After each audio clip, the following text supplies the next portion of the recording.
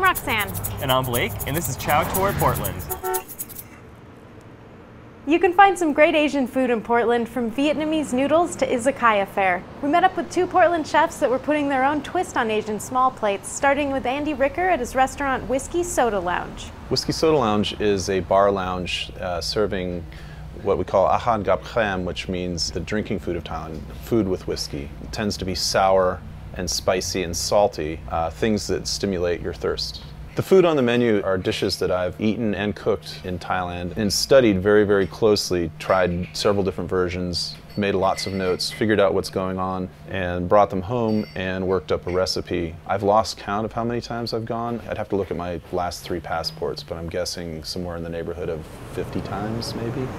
So this is called yam pla muk. Yam means salad, pla is fish, muk is a descriptor for squid or any other kind of cephalopod. So it's a spicy poached squid salad. The technique is called luak, which means poaching, where you actually dip it into the water, but you don't just kind of leave it there. It kind of gets swished through the water until it's just barely cooked.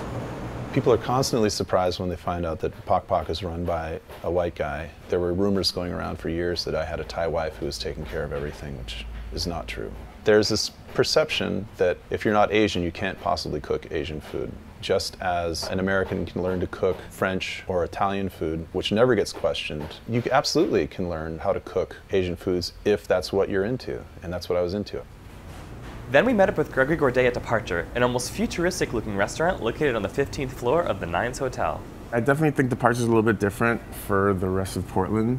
We offer modern Asian cuisine, so to us that means kind of interpreting traditional dishes and reworking them with as many local ingredients as possible. We also do source lots of imported products for authenticity. Just really trying to have fun with some traditional flavors, some traditional ingredients. One of Gregory's signature dishes is Indonesian spiced chicken. So we've vacuum sealed our chicken with the marinade. We're gonna cook it sous vide for even cooking, really tender texture. Then we're going to broil our chicken so the skin gets nice and charred and crispy and black. Really deepen those flavors and highlight those spices. Everything we serve here at Departure is nice and shareable and very fun to eat with chopsticks. So we keep things kind of bite-sized pieces. I really strive for contrast and balance all at the same time. You know, I definitely play with acidic notes. There's always a spicy note, an herbaceous note, a sweet note. You know, just keep it very dynamic in the palate, and I think it makes for interesting cuisine. It's just contemporary and fun. The sous vide kept the chicken really moist, but it still had lots of crispy skin to give it texture. There were tons of flavors going on: sweet dates, tangy dressing, and freshness from the herbs. It was really complex, but it wasn't overwhelming at all.